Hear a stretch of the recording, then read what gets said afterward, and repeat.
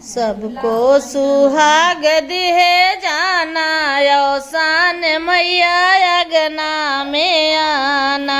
सबको सुहाग दिहे जाना, यौसान मैया अगना में आना।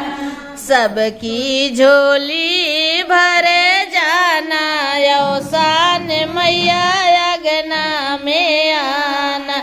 सबको सुहाग दिहे जाना, यौसान मैया अगना में आना। शीस भैया के बेदिया सो है, शीस मैया के टिकावा सो है। शीस मैया के बेदिया सो है, शीस मैया के टिकावा सो है।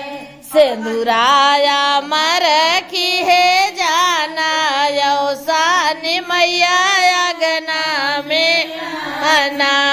सिंदूराया मरखी है जाना, यौसान मैया अगना में आना।